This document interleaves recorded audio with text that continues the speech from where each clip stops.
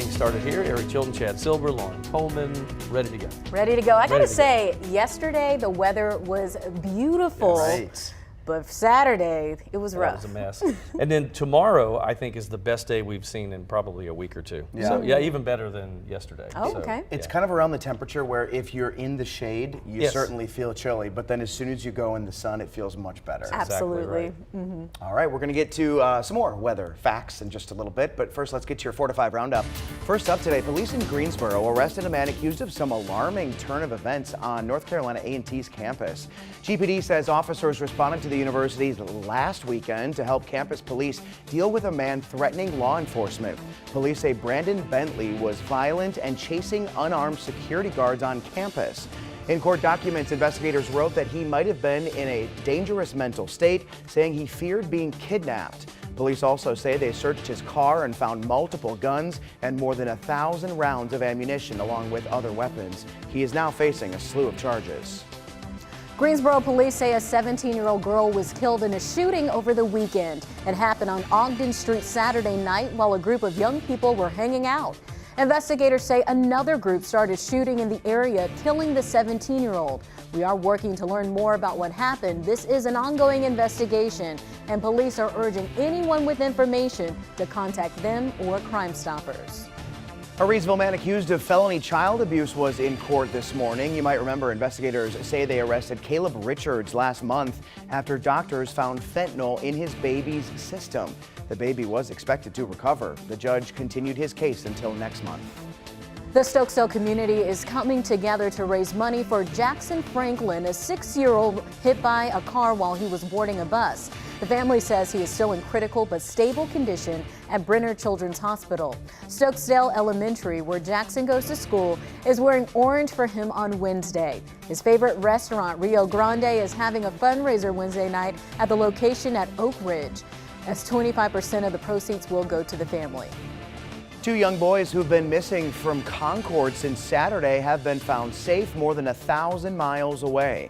Maybe you've seen the story on social media of 8-year-old Josiah and 11-year-old Aaron. Well, their father, Aaron Tolliver, is accused of taking them. He's now in custody and facing charges related to violating a domestic violence protective order and abduction. As of Saturday, 15 million people are no longer receiving Medicaid coverage. About 1 in 6 people who receive the government health insurance lost their coverage on April 1st because states once again started checking eligibility of everyone on Medicaid following COVID. Some now make too much money to qualify for the program while others have moved. It comes just days after state lawmakers approved a statewide Medicaid expansion. Once it goes into effect, more than 600,000 North Carolinians will be eligible for coverage. The only holdup is it won't go into effect until lawmakers can agree on a state budget. Political experts say economic and political roadblocks have caused a years-long delay. I don't think the Republicans wanted Cooper to have a victory going into the 2020 election. I think also there is just a natural opposition to increasing spending, saying, this is federal money, but what happens if we get used to it, we expand it, and the feds pull the money? So for the Republicans, that's always an issue. We won't get a budget next month. It'll probably go into late June, July. So that means it'll be summer or fall before Medicaid actually expands. Here's a check of your national headlines. Former President Donald Trump arrived in New York today ahead of his arraignment tomorrow. You'll remember a Manhattan grand jury voted last week to indict him, making him the first former president in history to face criminal charges. He will be brought into the courtroom. The indictment will be unsealed, and for the first time, the defendant, Donald J. Trump, and his attorneys and the rest of us will learn what the charges are. The indictment is still under seal, but a source familiar with the case tells CBS News that Trump likely will be charged with falsifying business records in the first degree, a felony stemming from his alleged role in hush money paid to adult film star Stormy Daniels back in 2016. The former president maintains he did nothing wrong. Law enforcement is also gearing up for tomorrow. Sources tell CBS New York that 35,000 NYPD officers are on standby for the arraignment. McDonald's closed its U.S. offices for a few days as the company prepares for a round of layoffs impacting corporate staff. A report says McDonald's will let staff know about their employment this week as they go through a restructuring. It comes as the company has seen growth over the past year, but a shortage of workers. At least 33 people are dead after tornadoes tore through several states this weekend. Many of the states, including Arkansas, have declared a state of emergency. President Biden has issued a disaster declaration for the state, which will free up federal funds to help with recovery. At last check, more than 13,000 people are still without power. Well, you know, we watch as those systems out in the middle of the country head in our direction. Luckily, they always seem to lose steam. And also, we have to thank our mountains to a degree, too. Sometimes the mountains can take some of the energy out of a storm as it works its way over and then comes back down into our neck of the woods. Of course, the bad side of that is when we get snow situations. Then the mountains cause problems for it. So it's good and it's bad at the same time. So let's look at temperatures. These are all good. I mean, mostly upper 60s and low 70s. It is really comfortable. Now, we are seeing the clouds building in, and probably in a short time I wouldn't be standing out here without an umbrella because we do see that rain starting to develop. So we look for an evening shower or two and mostly cloudy skies. A mild overnight low at 52, the high tomorrow 79. I really think tomorrow is going to be one of the best days we've seen in a long time. Here comes the rain, light right now, but we see some heavier showers back to the south and to the west. And when we go out to a bigger shot, yeah, it's heavier and stronger in southern parts of Georgia for us. In fact, I can feel this cool air, the little breeze starting to push through. So we'll see rain here at the station a little bit. Some of you in the western and southwestern parts of the viewing area already seeing those showers across the region. When you look at this, though, we remain a little bit unstable ahead of that front, but the warmer air starts to move in. In fact, it takes us, there's a chance we could see some low 80s this week. All that warm air holding with us for a few days until finally that front will clear us. Now, watch this long range. We'll show you the evening shower or two with that 52-degree overnight low and partly cloudy. But we think the rain will start to clear out. I mean, tomorrow it's partly sunny and we'll approach 80 degrees. We'll go with 79, which means southern Piedmont, you probably will see some 80s there. In fact, everyone should see it by Wednesday. We do have a slight 20% chance of a shower on Wednesday, but that high is 84 when our normal high is 67. 78 on Thursday. We cool down with the front moving by. We'll bring rain chances. It's a 50 or 60% chance for Thursday and Friday, but as the front clears us, we cool down. 58 on Friday, 56 on Saturday, hopefully drying out on Sunday, and we get back to a more normal forecast for us. 63 Sunday and 66 by Monday. Partly cloudy skies by then.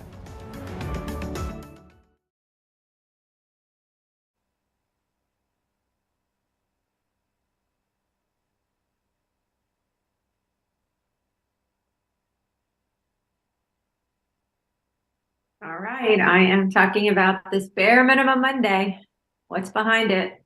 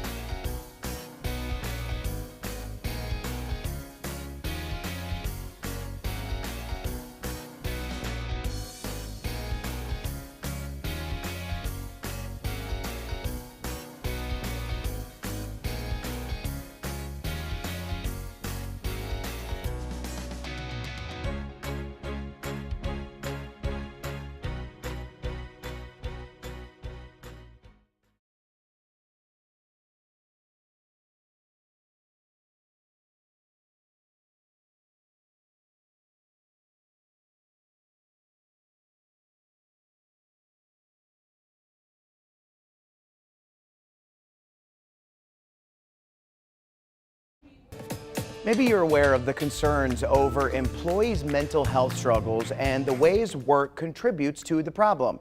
Maybe you've heard of the term quiet quitting, where some employees aren't as invested in their job, so they do just enough to get by without taking on extra responsibilities. One way to combat these concerns might be a new concept known as Bare Minimum Mondays. A digital creator says she invented the day as a way to take care of herself. Bare Minimum Mondays is about getting just some work done as a way to transition to the work week. Blanca Cobb is joining me for this conversation today. Blanca, why do you think this mindset can work for people? It's a slow transition into work. A lot of times when Sunday night comes around, people get very stressed when they're thinking about the whole work week. So what's happened is that this digital creator, she decided, like, what if I start the work day on Monday, like 2 hours later? And what if I only complete like the top 3 things that I really have to get done? What she found is that she became more productive. And so that's a similar concept for everybody else. Now, it depends on the kind of work that you do. Maybe you adjust that little bit. Maybe you have to start an hour. You just take an hour off in the morning and you have to get 4 things done. But the thing is you just adapt it to what you need to make that work week easier. I'm glad that you said it probably all depends on what you do. I mean, in my profession, I can't have a bare minimum Monday. You know, I've got to be 100% every day. So what would be something that you would consider before you take on a bare minimum Monday? Well, you have to see, do you work by yourself? For yourself? Do you work in a company? What is your boss going to think about this? Are your coworkers going to think that they have to pick up the slack for you? Again, it depends on the type of work that you do. What is it that you absolutely have to get done? Those are the kinds of things that you have to decide before you actually do this bare minimum Monday to see if it works for you. I mean, it sounds like a great idea, but why should you be careful of only doing a minimum amount of work on a Monday? You still have to be disciplined, which means if, let's say, you decide I'm going to get these 3 things done and you don't get those 3 things done, what's going to happen to your Tuesday? And then what's going to happen to the rest of your week? Because it's just, the work is just going to pile up. If the whole point is to decrease stress and anxiety, but yet your bare minimum one day, you don't get it completed and it goes to the next day, it defeats the purpose. So that's why you have to be very disciplined and figure out what needs to absolutely get done, and to realize this is not a way to slack off. It's really a way to stay motivated, get motivated, and energized in order to complete a Monday. And you don't want a bare minimum Tuesday. Blanca, thank you for your time. We appreciate it. You can continue the conversation with her on her Facebook page. Just search Blanca Cobb, body language expert. We'll be right back.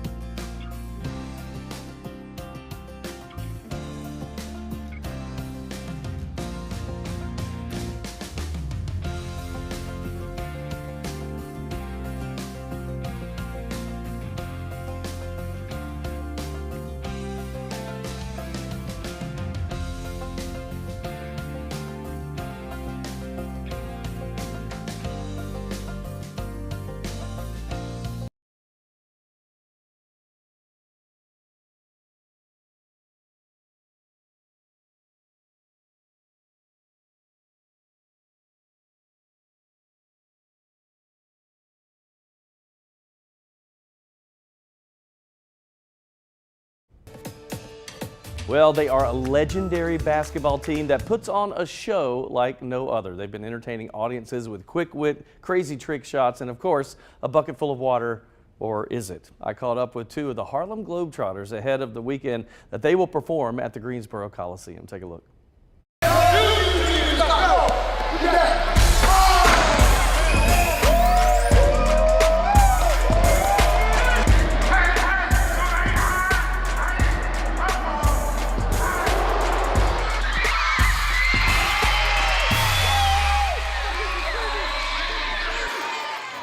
All right, so I just get to hold the ball. I'm gonna get that right back because I don't deserve to hold this. We're so excited. So we have Hot Rod and Scooter with us today. Everybody good? Good? We're good. We're fine, man. Thank you. I want to talk to you guys about Yes. the experience. Let me start with you, Scooter. Yeah. So, I mean, this being a Globetrotter, how many years you've been doing it? 18 years Wow, now. you've 18 seen the years. world. I've been to 85 different countries. It's been by far the best basketball experience I've ever experienced in my life, for sure. And I mean, how does somebody become a Globetrotter? We have a scout that goes out and finds talent like any other organization, but every guy's story and every girl's story is different how they got to the team. Mine was very unique. I was the assistant video coordinator for the Phoenix Suns NBA team, had pickup games on the weekend. They saw me play, invited me to the camp. Here I am. So right place, right time for me. Yeah, but you Sure. said like ball handling, dribbling, that's kind of your thing, right? Yeah. I've been known to handle the ball, spin the ball, and all that stuff. So when I'm out there, I try to do my best Curly Neal impression. That's And right. I'm the only one that has a ball head like Curly Neal. So yeah, for sure. Hot Rod's so short. I don't know. I was like, look at this little dude. How tall are you? I'm 7'1". 7'1". Now, but tell me about your history with the Globetrotters. Well, this is my second year with the Harlem Globetrotters. It's been an amazing experience. I've been to 8 different countries. I went everywhere around the United States. I'm like a showman, you know? And I like making people laugh, you know, interacting with the crowd. Now, how did they find you? Me, I was, like my teammate Scooter said, there's a scout that goes out, and the scout one time, he said, hey, you want to try for the Harlem Globetrotters? At the time, I was like, Harlem Globetrotters. All right, why not? Let's give it a shot. I went to the trial, did my thing. A month later, I got invited to training camp, and then when I went to training camp, I fell in love with it. Life changing. Yeah, it was crazy because I was doing things I ain't never did before, like the ball handling, the tricks, and spinning the ball on the fingers, and I was like, man, this is Kind of fun. stuff every kid does, but nobody does it for a living but you guys. Yeah. Right, that's what, here, wait, but can I show you? Can I show you my pride and joy? Oh! This is from the 90s when Sweet Lou was with the Globetrotters. They let me play with the Generals for about 3 minutes out there. Man. But that's as close as I ever got to y'all. Look, these letters are falling off. It's so old. Yeah, Thank you guys. need to throw that away completely. They never win, though. Yeah. They never win. They That's could right. keep trying, but you know Thank how you it guys is. for taking time. We thank appreciate you. this. Thank man. you. It's fun. All right. Awesome. So much fun. I love seeing them perform. So in case you don't know, the Washington Generals are the team that they always play. So wherever they're going, they're the team that always loses. Okay. And always play. And, you know, of course, they're meant to lose. But it is kind of like a minor league thing. So the Generals, some of those, Scooter said that there have been 5 or 6 that had worked their way into the Globetrotters. So it's almost like a starting ground, you know what I mean? And Yeah. then they can get there. And they travel the world, and there are like 30 of them. Did they spin the ball and put your finger under it so you Yes. could continue? Yes, he did that, but it was amazing to me that he could do it on his nose. Yeah, and when then I saw those, transition to his head. pretty awesome. I got a chance to see them when I was really young, when I too. lived in Fort Hood, when I was in kindergarten.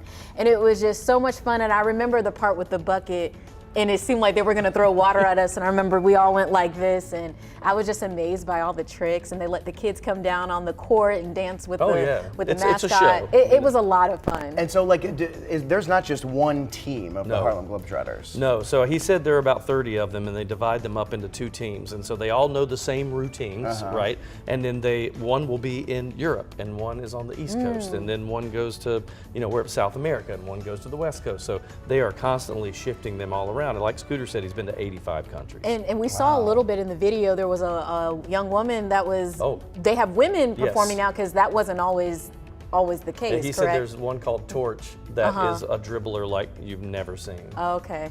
And Curly Neal used to live here in Greensboro, one of the original Yeah. Harlem Globetrotters. He passed away a couple years ago, but he was here. We were just talking about bare minimum Mondays. I can't imagine you can do bare minimum Oh, Mondays no. as a Globetrotter. You got to give 120%. Absolutely, Yes. especially with the tricks that they're doing. I Oh. mean, By the way, that thing with the jersey, just to let you know, they pick someone in the media when they go to market, sometimes, not always. And I got chosen one year, this is 30 years ago. And so they let me play for the Generals in the Greensboro Coliseum against the Globetrotters for 3 minutes. How did you do? They make sure that you score because I was throwing up bricks left and right, so he fouled me and they put me to the free throw line and let me hit a free throw. Well, that still was your skill to get it in there. Right, and that's great you still have the jersey and you brought it back. That's awesome. Great story, Eric. Well, speaking of basketball, March Madness comes to an end tonight in the NCAA championship game between San Diego State and UConn. You can watch it right here on WFMY. Coverage kicks off at 8:30. Our late news will start right after the game, which will be later than normal. The women's tournament ended last night after LSU pulled out a win against Iowa, making it the school's first NCAA women's basketball title. The 102 points broke the previous high for a championship game, surpassing the 97 that Texas scored against Southern California back in 1986. The victory also made the head coach the first women's coach to win national titles at 2 different schools. She won 3 at Baylor before leaving for LSU 2 years ago. All right, we'll look at our forecast and talk about what we expect to see out there. You know, it really looks like as we look at temperatures that we're going to be super mild. I mean, especially overnight lows. You think about our normal highs in the 60s, mid to upper 60s this time of the year, and we're in the 50s for our lows tonight, so it's going to be nice. Partly sunny skies, so look for the rain chance right now. We're actually seeing some rain. And then once that goes by, we'll start to see some gradual clearing. And tomorrow, beautiful. Look at the sunshine going from partly sunny the first half of the day to sunshine toward late afternoon, early evening. It's going to be really nice, and high temperatures approaching 80, let's say. We're going for 79 for the high tomorrow. Rain starting to overspread the area, although most of the heavier shower activity is to the south of our viewing area. But we watch for that. As this passes through, this should be it, and then we'll see that gradual clearing on the back side. So on your commute home, if you have to head anywhere in the next probably 2 or 3 hours, just keep an umbrella handy or a raincoat because you'll probably need it as a just in case. We do see warmer air, though. The wind's coming in out of the south. That warmth stays with us for a while. In fact, we think there's a chance we'll see some mid-80s before the week is out. Hard to believe. It sounds more like a June forecast for us. But here's what we see. Evening showers tonight, right now, actually. Otherwise, partly cloudy. That low of 52 degrees. Tomorrow, 79, partly sunny and warmer. If you happen to have tomorrow off, you picked the right day. It's just beautiful out there. 7-day forecast shows 84 on your Wednesday. Our overnight lows are pretty mild once we get that cloud cover in here. So 62 for Thursday morning. That's probably our rainiest day. Unfortunately, it's Thursday and Friday, but we'll watch that. 78 on Thursday. Then a big cool down, 20 degrees cooler. We dropped to 58 on Friday with the passage of the front, but we still have enough instability around that we go with a 40% chance on Saturday and a high of 56. And then there's your Easter Sunday with 63. Morning showers, but then maybe a clear out after that. And it's pretty seasonable there on Monday, comfortable with partly cloudy skies and a high of 66.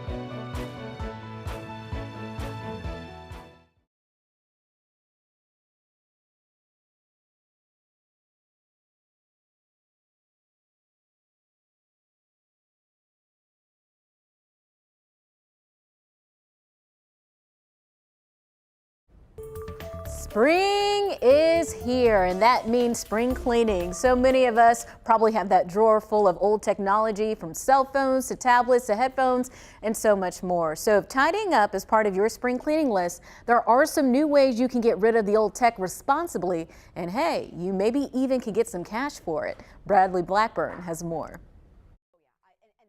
You just kind of let it sit there because you don't have time. I'll get to it later. I'll get to it later. CNET senior editor Bridget Carey has more gadgets than most. We're turning, and my guy is turning. It's her job to cover them. Still, she's not the only one drowning in a sea of dusty devices. We found in surveys that 3 out of 4 people have just old tech lying around, not just old phones, but tablets, old kids tech. You just don't know what to do with it. But there are plenty of ways to clear the mess, and technology is part of the solution. Carey recommends websites like Declutter, It's Worth More, and Buyback World, which will pay for old devices and cover shipping. They will buy back things like headphones. And so they're going to pay me $25 for this if I turn these in, if I want something new. Same with these over-the-ear headphones.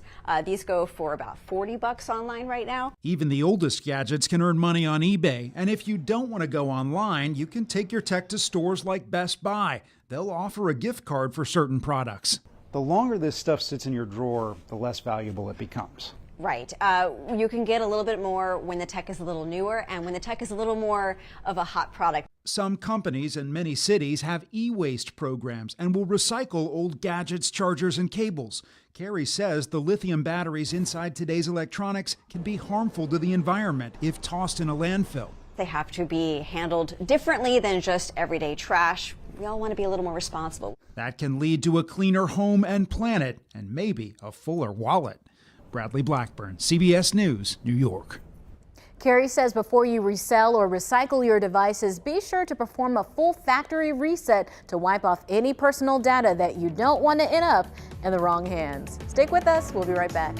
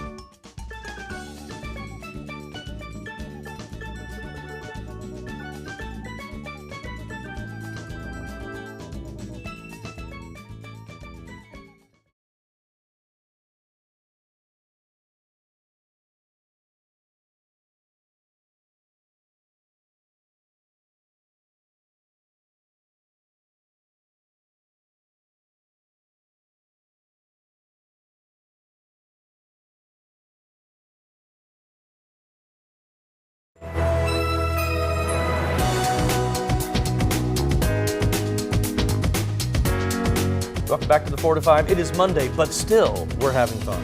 Absolutely. Eric chatting along with you. Everybody, lots of fun. You know what? We haven't told people about the live stream in a couple of weeks now. We are live on Facebook, having some fun over there, so make sure you tune in. And the weather, you can just feel that Mother Nature is trying so hard to give us consistently warm weather. Yeah, you know, we're up and down, but now we're starting to be more up, you know, as the temperatures go. So we'll see highs possibly in the mid 80s by day after tomorrow. And tomorrow is beautiful, like 79 and sunny tomorrow. That sounds like my type of Lauren's weather. Yes. All right, more from Eric in just a bit, but we're going to switch gears now and get to some of your headlines with your 4 to 5 roundup. A spokesperson for the Biltmore says one of its workers died during a storm on Saturday. They say the relentless winds knocked a tree over, killing the employee. The Biltmore Estates shared a brief statement. It reads, "This tragedy is devastating to all of us on the Biltmore team, and we all feel the weight of this heartbreaking event. We are offering assistance to the family at this time and providing support to our employees who are impacted by the death of their friend and coworker." 2 people from Asheville are facing some alarming accusations. Police in Connecticut say Jillian Persons and Austin Gettings cut more than 2,000 fiber optic cables, causing internet outages at more than 40,000 homes and businesses for several days. Both are now facing several charges. A wildfire burning in the eastern part of our state is now 56% contained. The North Carolina Forest Service says despite substantial wind gusts, crews in Tyrell County were able to make progress this weekend. 79 firefighters continue to battle the blaze that has burned more than 5,200 acres. Well, we talked about the temperatures jumping all over the place. Let's start out with where we are right now with a 70-degree reading for Winston-Salem, Greensboro, and High Point. Everybody in agreement there. Burlington has 72 degrees. Reedsville with the same reading there. Walnut Cove at 69. We dropped to 66 for Mount Airy and 60 in Galax. And the higher elevations there in Ashe and Watauga counties, you've got that 56 in Jefferson and 55 in Boone. It is kind of a rain-cooled temperatures for some of you. That 70-degree mark will start to cool down a little bit as we see that rain. It is overspreading the area right now. I'll show you the radar in a minute. Tonight, after that rain, 52 for the overnight low. Tomorrow is beautiful. Sunshine, 79. We'll say partly sunny, but I think first part of the day with a few extra clouds, second part of the day all sunshine. Here's what the rain looks like, and yes, it is overspreading. It's heaviest showers right now in southern Montgomery County, so if you go out to a bigger, wider shot, most of the heavy shower activity and even some thunderstorms are way to the south in southern Georgia. Not for us. We're looking for a moderate shower here or there, you know, annoying for a couple of hours, and that's about it, and then we'll see that gradual clear out tomorrow during the day. We do see warmer air starting to move in. Notice you can see the little lines here that represent the wind flow, and we're getting that flow coming in out of the south. That will keep us warm for a while for the next couple of days, with tomorrow approaching 80, and the day after we could see temperatures in the mid 80s, right just ahead of that cold front before it moves through. 79 tomorrow, partly cloudy to sunny. We'll go with a 20% chance of a shower on Wednesday with a high of 84 degrees, and then the best rain chance is Thursday and Friday. That would be that 50 or 60 and 50% chance of showers, but the front should move by between those 2 days. So we go from 78 on Thursday to the mid to upper 50s for Friday and Saturday. After his heart stopped on the field, Damar Hamlin has been on a mission to teach CPR to as many people as possible. Hamlin, the Teppers, and the American Heart Association came together today down in Charlotte to teach all Panthers employees CPR. They were even able to become CPR certified and learn how to respond in these situations. Hamlin says it's something he is grateful for and wants everyone to be prepared in case they need to perform it one day. As we all know, CPR saved my life earlier this year, and ever since, I just always wanted to do my part in raising awareness of the importance of CPR. You can join the movement to learn CPR. Hamlin and the American Heart Association have partnered together for a CPR challenge. April is National Donate Life Month, a month to bring awareness to the importance of organ, eye, and tissue donation. Organ donation is the only option for many, including 4-year-old Bianca. She was diagnosed with a rare heart condition and needed a new heart. Bianca spent 6 months in a hospital until a heart became available. The surgery was a success and she made it home just in time for Christmas. We can't thank that family enough for, in the hardest time, choosing life and choosing to donate their child's organs, because They saved our daughter's life. Now 4 years old, Bianca returns to the Mayo Clinic about once a month to check on her new heart. You've probably heard that you can save 8 lives as an organ donor. There are 3 ways to join. You can register at your DMV office. You can register online. Just go to our website and click the link on our web story. Or if you have an iPhone, you can actually register through your health app. A new heart and vascular lab is opening in Kernersville. The hospital's president says the lab can help in all areas of someone's health. The lab is part of a medical center's expansion project. Doctors will start treating patients later this month. A Triad football player is getting to continue his collegiate career at his dream school. Jacob Roberts was a standout linebacker at North Carolina A&T, finishing with 218 tackles along with 9.5 sacks in 32 games with the Aggies. Roberts entered the transfer portal in the offseason with the hope of playing in a Power 5 conference.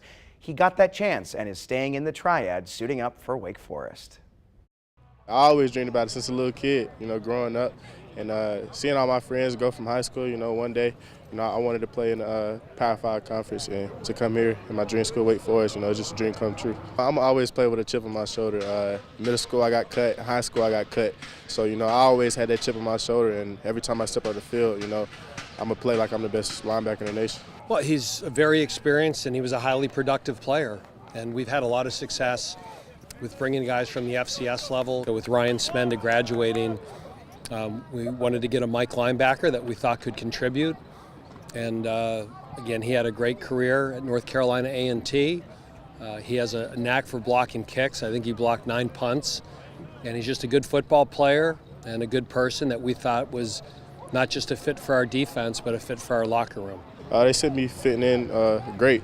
I'm versatile, and I'm great on special teams, so I can do it all. So I always knew I've been a high caliber player, and I knew I could play with the best, and I'm just here. I'm fitting in great. I just continue to be coachable, and stand in the film room and learning from 3-year, 2-year starter and Chase Jones, a guy who knows it all. Once I got the opportunity and got the offer, and I wanted to get my master's too, so it means a lot to get your master's from Wake Forest. So I had the best of both worlds, and God gave me the opportunity to come here, and I had to make it happen. And Wake Forest football fans can get their first glimpse of Roberts and the Demon Deacons in just a couple of weeks. Wake Forest will hold their annual spring game April 15th at Truist Field. I love what he said about working and playing with a chip on his shoulder. I think sometimes the best players are those who have something to prove. He said he got cut in middle school, he got cut in high school, and now look at him. I think also this story shows persistence, and when you keep working towards something, anything can happen, and that there's not one way to get to where you want to be. You don't have to do it the traditional way. There's other ways to get it done. You just have to stay focused. And sometimes coaches, they love those guys that are hungry for it and that know that they were kind of on the edge of maybe making that. Sometimes they're more hungry tare the players that are going to be playing at D1 level. And he said, I'm going to play like I'm the best player in the nation. And I think that kind of attitude, it really does go a long way. It reminds me of Ricky Prohl when you talk to him about his career. He wasn't a superstar, but he was the dependable, always there, kind of maybe the third choice or whatever, but coaches all loved him because they said he hustled more than some of the stars would. And how great for him to be able to play for a Wake Forest team that really is trending upward in talent. I mean, boy, last year was an impressive year, and then the fact that they had so many scouts on campus. What was it, last week? Ahead of the draft. This is going to be great. It's big. Yeah, props to him. We'll watch for him. We're coming right back. Have ideas? Let me know. Ziploc bags. I might. Hey, giving you a mic check, ice cold milk and an Oreo cookie. They forever go together like a classic combination.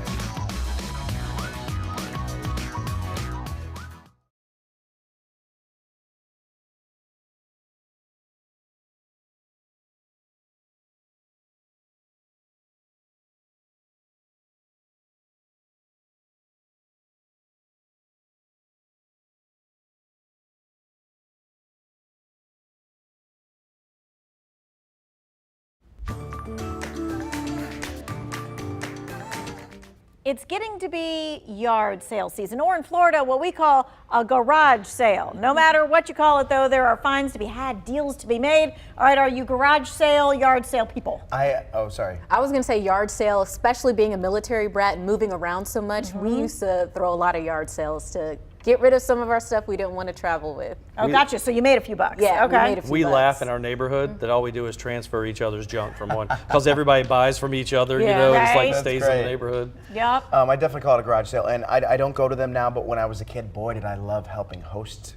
I like to put the price tags on the items. I like to be in charge of the cash register. All right, and maybe dicker with the people to see what kind of Yes. deal Yep, you do. absolutely. Mhm. All right, well, there are definitely some great finds at yard sales, but there are some things that you should never buy used. Number 1, child car seats. Number 2, bike helmets. Interesting.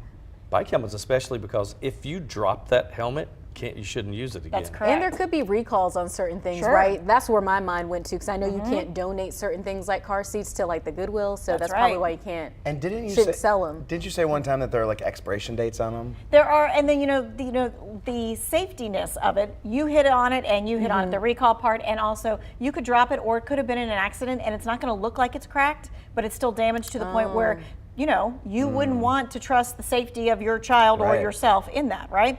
So good timing here, because Consumer Reports has just tested bike helmets. Consumer Reports conducts impact tests on all helmets.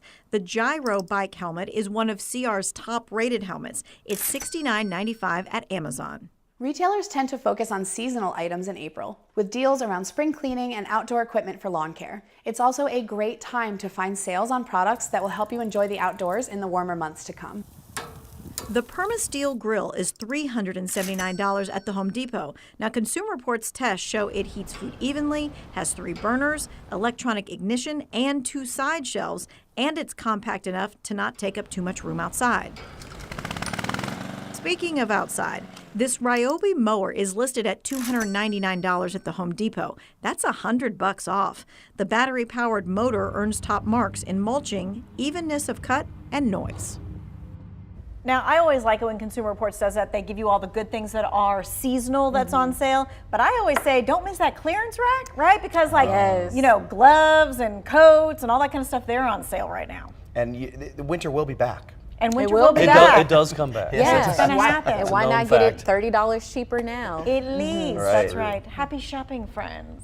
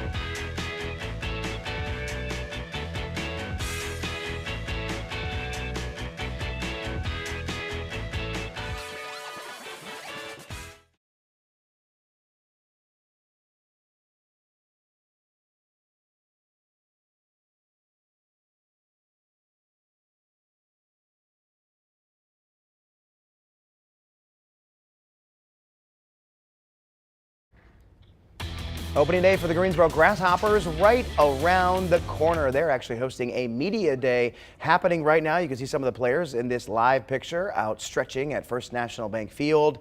A very exciting time of year. It really is the only opportunity to see the Grasshoppers in a full workout before opening day. And you can see the Grasshoppers for their home opener April 18th. And coming up next week, the Winston-Salem Dash host their home opener next Tuesday. And this year there are lots of fun additions at the park. That includes their new bat dog, Willie May, who has been training hard in the off-season.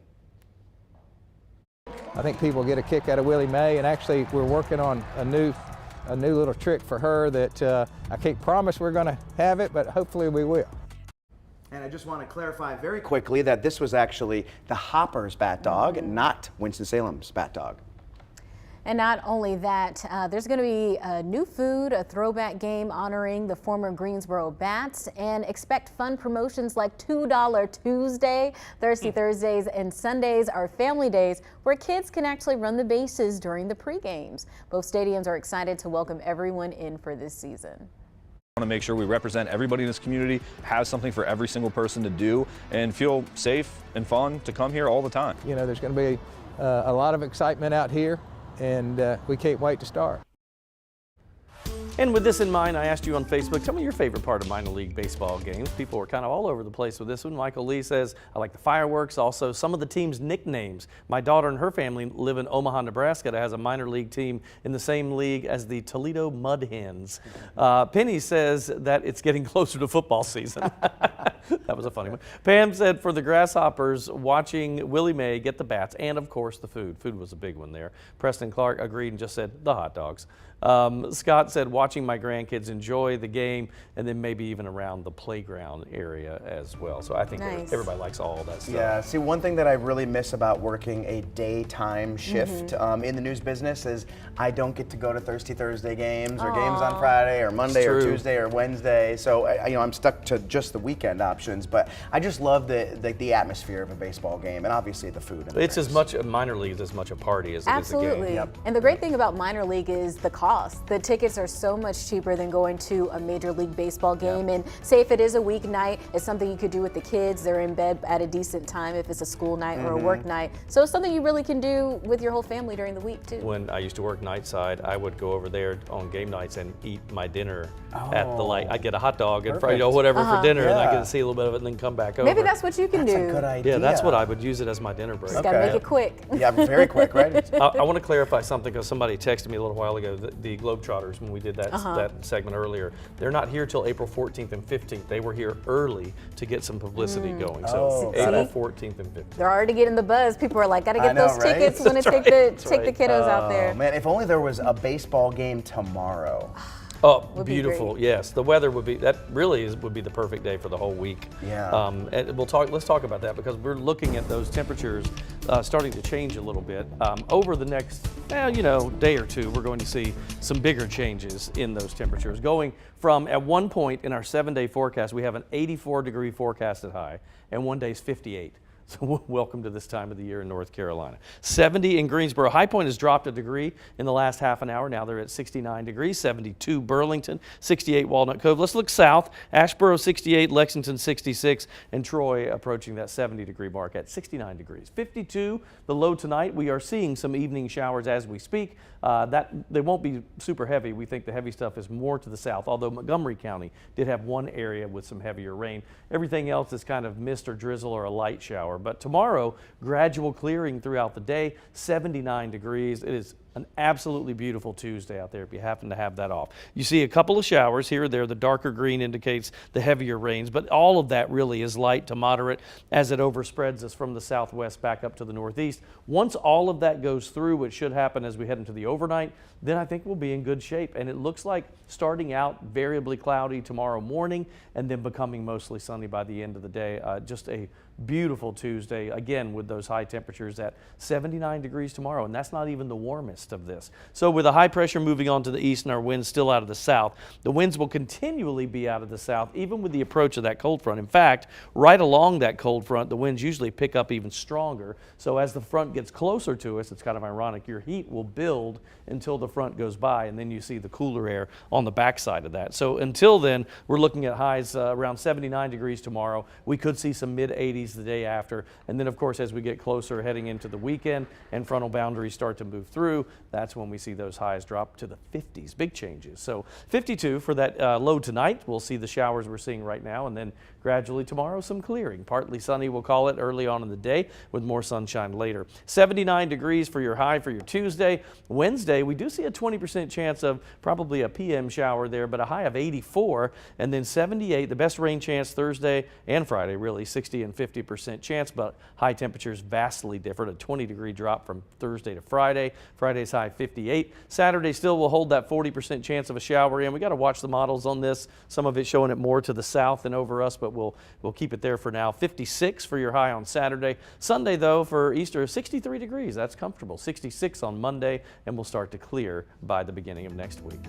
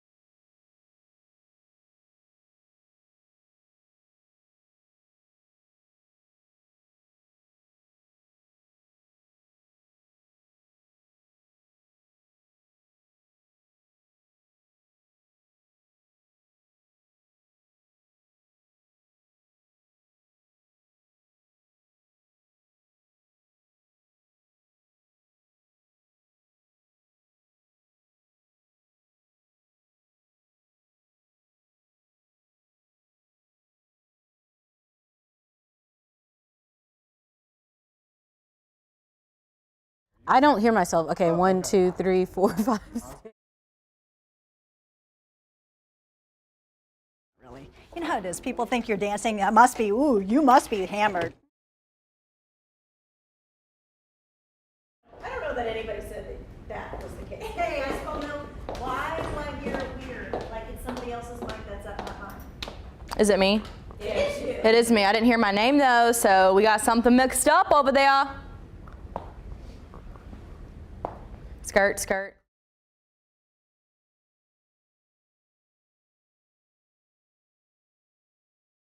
Check, check, check. 1, 2, 3, 3, 2, 1. 1, 2, 3, 3, 2, 1. Mic check.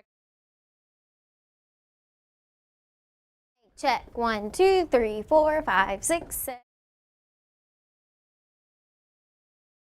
Milk and an Oreo cookie, they forever go together like a classic combination. Oh, hello, here we go. 1, 2, 3, 4, 5.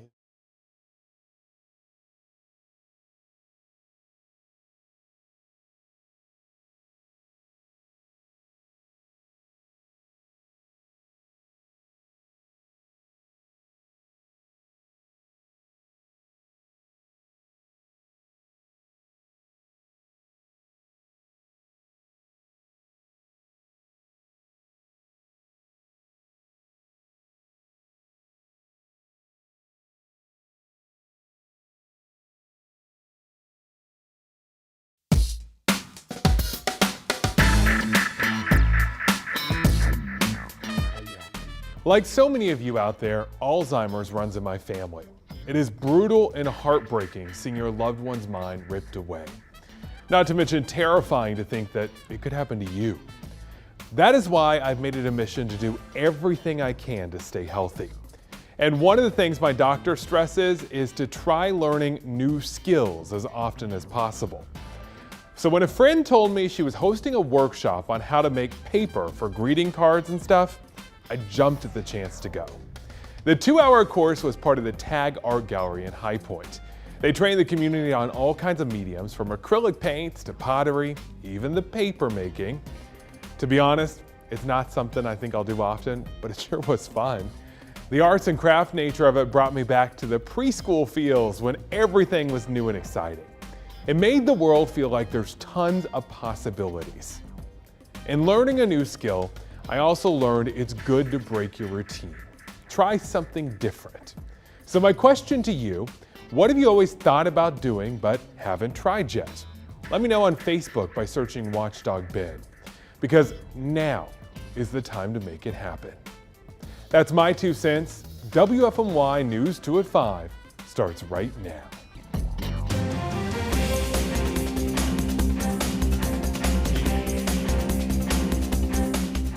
Developing right now, Greensboro police say a man found with several different kinds of weapons, including guns, a crossbow, and 1,000 rounds of ammunition, was arrested on the North Carolina A&T campus. GPD officers and campus police say